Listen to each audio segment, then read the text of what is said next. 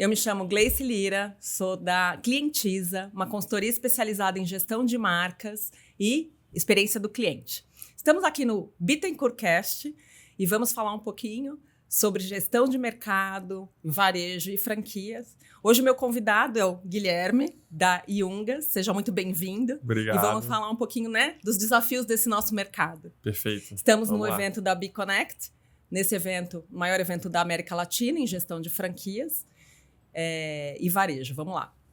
Prazer em falar com você. Muito obrigada por ter aceitado esse nosso convite, inclusive de palestrar, né? Vamos falar um pouquinho da Iungas. Vamos lá. E desses desafios desse nosso mercado. Me conta um pouquinho, perfeito. Desse momento da Iungas, que eu vejo que é uma plataforma que resolve uma dor muito grande de todos os nossos clientes, franqueados e lojas e lojistas desse Brasil todo, que é a comunicação. Então, explica pra gente um pouquinho, todo o core business da Iungas, por favor. Perfeito. Até contando um pouquinho antes, assim, de onde que vem. Então, assim, a Iungas, ela nasceu muito da dor de uma rede de franquias, né? Então, um empreendedor que me procurou na época, né? Eu estava ajudando alguns empreendedores e me reportou que uma das dores que ele tinha era justamente o engajamento do franqueado lá na ponta. Então, quando a gente montou a empresa e a solução, nosso objetivo era levar uma plataforma que pudesse ajudar essas redes de franquias a se comunicar melhor com seus franqueados, né? E aí, quando a gente fala de comunicação, a gente não está falando só comunicação de cima para baixo, a gente está falando de baixo para cima. E quando a gente fala de comunicação, principalmente falando em América Latina, países emergentes que têm uma tendência a usar muito o WhatsApp, a gente tem um desafio diferente de países como os Estados Unidos e a Europa como um todo, vamos dizer assim. Então, a gente montou essa plataforma pensando exatamente nos desafios que a gente tem aqui no Brasil. Hoje, a gente atende mais de 100 redes de franquias, são mais de 20 mil franqueados que estão na plataforma. A gente se especializou em operações grandes e complexas, né? Atende operações como Boticário, Casa do Pão de Queijo, Subway, L'Occitane, Remax, enfim, muitas outras, né? Muitas dessas operações são líderes nos seus setores no Brasil, algumas inclusive no mundo. E o que a gente faz hoje, né, 7 anos depois, é ouvir muito as dores do nosso cliente para conseguir evoluir essa solução, né? E falando um pouquinho, desses clientes todos, eu queria que você falasse para a gente, contasse um pouquinho mais no detalhe o case da Subway, que eu acho que pode agregar muito para todos as pessoas que nos assistem. Conta um pouquinho para a gente quais foram os principais pontos aí que fizeram com que a Subway tivesse mais rentabilidade, melhorasse sua comunicação. Perfeito. É até legal essa pergunta, porque assim, a gente, nos primeiros anos de empresa, o público que a gente mais atendeu eram redes de 100 a 300 franquias, né? E a gente especializou nesse público, que é uma rede grande, né? Já é uma rede complexa. Quando a gente começou a atender as primeiras redes com mais de 500 franquias, isso foi uma virada de chave lá dentro. A gente viu que ia ter que reaprender muita coisa, né? Fazer várias modificações, inclusive na plataforma, para poder atender. E aí, então isso aconteceu... não vou lembrar exatamente a ordem, né? Hoje a gente atende pelo menos umas 20 redes que estão nesse perfil, mas quando a Subway veio pro projeto, né, uma rede com mais de 1.000 unidades, a gente tinha um desafio muito grande que era conseguir ajudar a Subway a mudar os resultados, né? Para quem acompanha, sabe que nos últimos anos eles tinham um desafio, né? A Subway passou a ser parte da Zamp, né? Então antes disso era South Rock, e o projeto ele já vinha sendo negociado há bastante tempo, e aí quando a gente conseguiu iniciar esse projeto, existia uma expectativa de a gente profissionalizar muita coisa lá dentro, né? Que é o que a gente acaba fazendo em praticamente todas as redes que a gente entra. Então, hoje, quando a gente olha para dados públicos, né, que é uma empresa pública, a gente vê números que dá muito orgulho para nós fazer parte, né, desse. Então, a Subway aumentou 30% as vendas em relação ao ano passado, né, não completou nenhum ano de projeto ainda.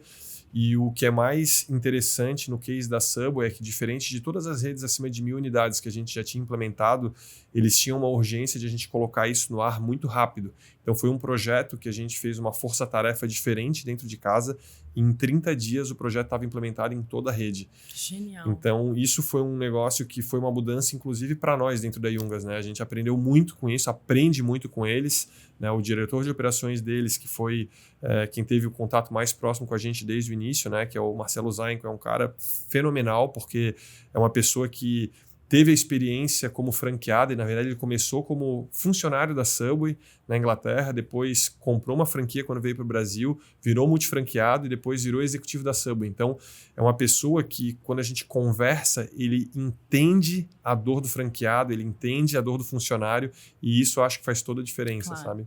Conhece a jornada do começo ao fim, Exato, né? exato. Isso é muito importante. Então, a gente brinca assim que esse lado do skin the game, né, de a pessoa ter passado por aquilo, faz com que ela tenha essa cultura skin the game no sentido de, visitar as pessoas, conversar com elas, entender, explicar, não, mas eu já fiz isso, vai por esse caminho aqui, vai dar certo. Então, com certeza, isso também ajuda muito no projeto, né? Então, o projeto, por mais que a gente tenha pessoas ali que estão com uma experiência incrível dentro da Yungas, porque já colocaram projetos de pé dentro de outras redes, como o Odonto Company, como o próprio Boticário, mas a gente sabe que 50% do sucesso vem do como esse projeto está sendo gerido, né, pelas pessoas do lado da franqueadora e inclusive também com a participação dos franqueados, né? Sem dúvida. Na verdade, tudo se baseia em pessoas, né? Exato. Que fazem o projeto andar e ter resultados. E eu acho até, se me permite, a grande diferença quando a gente compara com redes menores, redes pequenas que estão começando, que usam muitas vezes uma solução mais pronta, eu costumo dizer que a gente, na verdade, não vende um produto, a gente vende um projeto, né? Então, assim, operações grandes exigem pessoas preparadas e treinadas, processos muito bem desenhados e um trabalho em conjunto em cima dessa ferramenta para a coisa acontecer, né? Não é simplesmente um produto self-service. Então, tem que ter um acompanhamento muito próximo de um time especialista, vamos dizer assim. Sim, e que abraça esse projeto para poder fazer esse cross-bailing, né? Porque exatamente. É uma troca muito grande de informações. E cada projeto é um projeto. Imagino, hoje, nesse momento que a Yungas está, quais seriam os maiores desafios para o próximo step, vamos dizer assim? Então, eu acho assim que talvez o nosso maior desafio seja muito semelhante ao que o mercado tem vivido nos últimos anos. Assim, a velocidade da mudança é algo que até eu gostei no início da fala da Liana, né? Ela falou bastante sobre a questão de mudança, turbulência, e é um pouco do que a gente sofre dentro de uma empresa de tecnologia, né? Então, assim, as coisas mudam muito rápido e a gente está sempre com o sentimento de que a gente está atrasado, que a gente já tinha que estar fazendo algo. Que a gente está devendo alguma coisa. Exato. E a gente tem que, inclusive, cuidar muito com isso, né? Porque a gente vê, por exemplo, que tem temas que vêm, tem um hype muito grande e, às vezes, aquilo não fica. É um negócio que vira uma moda durante um tempo e depois morre. E tem outras coisas que vêm, são importantes, a gente tem que abraçar, mas a gente também precisa separar o que é o timing de fazer, porque às vezes a gente vê que o varejo ele não está preparado ainda para fazer uma mudança tão drástica, né? Então, às vezes, tem coisas que não estão sendo feitas o feijão com arroz e a pessoa quer fazer lá o carro voar, entendeu? Então, tem que cuidar um pouco com isso também. Principalmente nesse momento de varejo tão desafiador que estamos, né? Exato. Não pode deixar de lado o básico bem feito, sempre falo. O básico bem feito. E aí quando a gente começa a fazer projetos, agora é impossível não falar de futuro, é impossível falar de futuro sem falar de inteligência artificial. Então, esse é um tema que com certeza está no nosso dia a dia. A gente tem utilizado tanto soluções internas quanto colocado soluções no nosso produto, né? A gente já tem hoje disponível inteligência artificial para as redes que são clientes nossa há mais de um ano, na verdade. A gente vem aperfeiçoando esse projeto para poder suprir dores de outros módulos da plataforma e não só na comunicação. Mas a grande verdade é que muitas vezes a rede chega para nós fazendo o pedido de uma coisa super mega blaster, né? E às vezes ela não consegue se comunicar de forma profissional com seus franqueados, né? Ou às vezes até numa rede própria. Então ela utiliza o WhatsApp, ela não consegue medir o CSAT, o SLA, ela não tem indicador, ela não sabe quanto tempo, mesmo que seja um funcionário, pedir para o RH o pedido de férias, quanto tempo o RH está demorando para dar essa devolutiva, ou no caso de uma rede de franquia, né? O franqueado pediu lá para fazer uma segunda via do boleto de royalties e eu não sei que o setor financeiro levou uma semana para responder. Então, são coisas que são inadmissíveis, assim, né? Então, hoje, uma rede, quando ela começa a crescer, ela tem a necessidade de fazer essa profissionalização, e quanto mais ela cresce, mais ela precisa de uma empresa que trabalhe no conceito de gestão de projetos, que tenha uma solução que integre com outras plataformas, né? Então, muita gente pergunta, Guilherme, mas qual que é a diferença?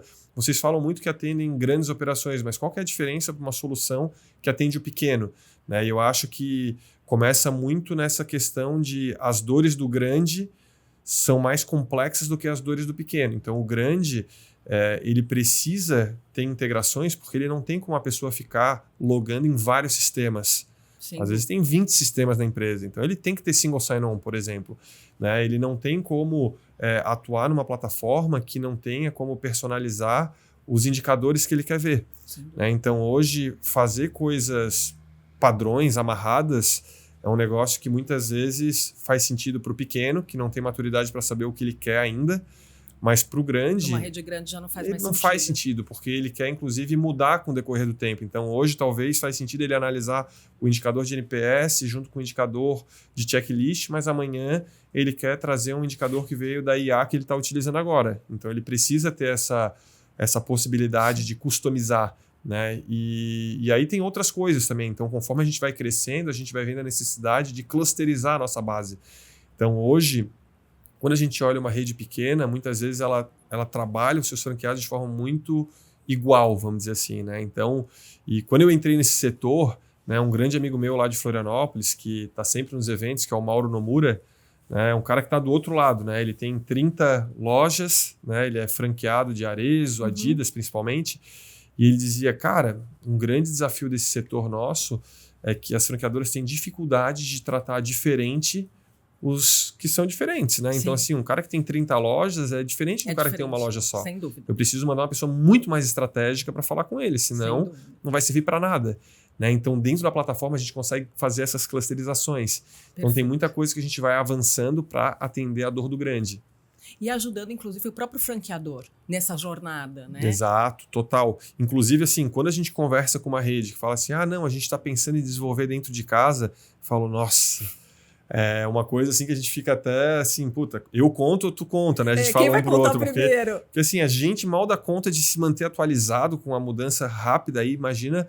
Né, a empresa lá que o foco dela é fazer hambúrguer, ela está preocupada em desenvolver um sistema que já tem pronto no mercado. Exato. Né, e que um preço muito menor do que ela ter que fazer uma gestão de programadores. Então, assim, é uma coisa que não faz o menor sentido. A gente que é empresa de tecnologia não desenvolve nada para gente. Imagina. Então, assim, hoje, se a gente tem uma dor e precisa de um CRM, a gente vai buscar de mercado. Eu preciso de uma solução de IA, a gente vai buscar no mercado. A gente não desenvolve nada dentro de casa, sendo que o nosso core é desenvolver. Né? Então, imagina alguém que não é empresa de tecnologia, não faz o menor sentido. Assim. É para isso que a Yungas está aí, né? Para poder dar todo esse suporte para os nossos franqueados e franquias e gestores, enfim, toda a nossa cadeia de varejo. Né? Exatamente. Mas vamos falar de um assunto atual, muito atual, que é a IA. Né? Como é que a IA entra nesse contexto todo, do ponto de vista prático mesmo, dentro da Yungas, auxiliando e ainda...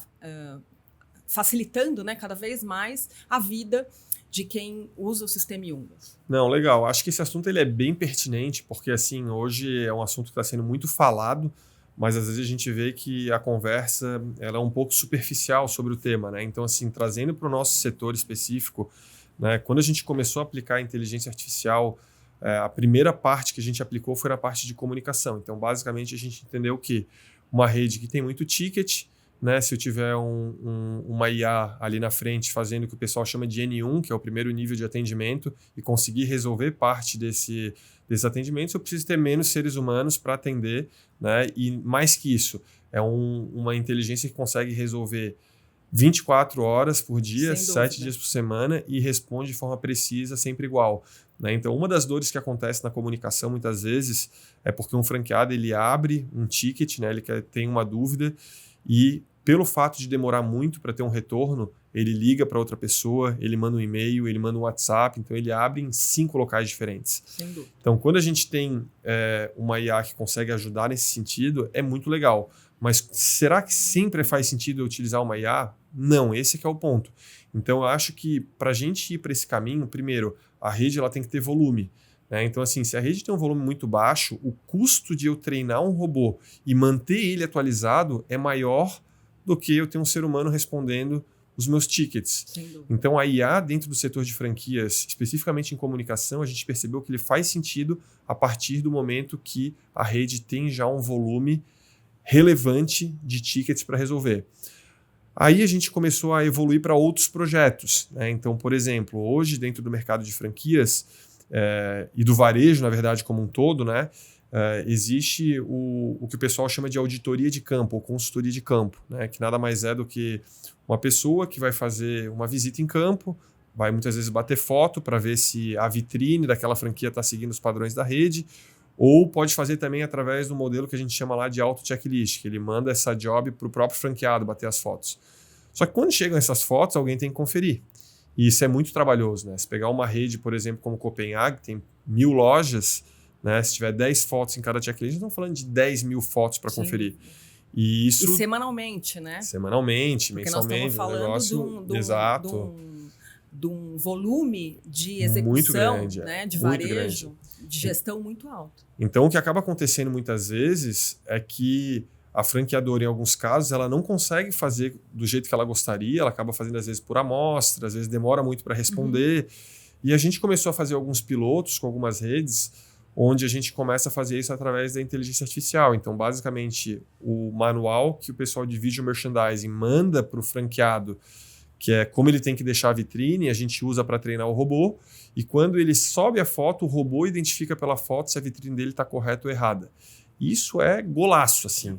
Imagina. Mas, de novo, é um projeto que não é trivial de implementar, é um projeto que exige volume, porque também pelo mesmo motivo, é trabalhoso, mas isso é muito legal, não só pela perspectiva de conseguir responder a todos, mas conseguir responder imediatamente. Então pense que uma pessoa, quando está fazendo a vitrine e bateu a foto, quando o robô devolve para ela que ela tem que arrumar A, B e C, ela está naquele momento fazendo aquilo, ela já vai ali e já arruma. Num caso manual, muitas vezes alguém vai responder depois de 3, 4 dias e essa vitrine ficou errada durante esse período. Exatamente. Então, assim, tem muita aplicação legal, né? Quando a gente olha, por exemplo, para redes, por exemplo, de conveniência. Né? Muitas vezes essas redes eles têm contratos com a indústria. Né? Então, por exemplo, uma Ambev da vida, ela vai lá e paga um valor para que as geladeiras tenham tantos % de cerveja da Ambev aparecendo na frente da geladeira, por exemplo. Isso é muito comum nesse setor. Então, isso hoje, esse setor ele precisa prestar conta para a indústria, porque se a indústria está pagando por aquilo, ele tem que fazer relatório. Então, fazer isso manual é muito caro também. Fazer isso através de inteligência artificial é um caminho bem interessante que a gente está pilotando lá. Então, tem algumas formas que a gente pode utilizar, mas eu sempre digo, existem muitos casos que as pessoas querem utilizar e não faz sentido. É mais caro fazer o desenvolvimento do que a utilização, né? E aí é onde eu digo que é o hype, que é a pessoa achar que precisa usar. Eu acho que ela tem que usar onde faz sentido. Sem dúvida. Né?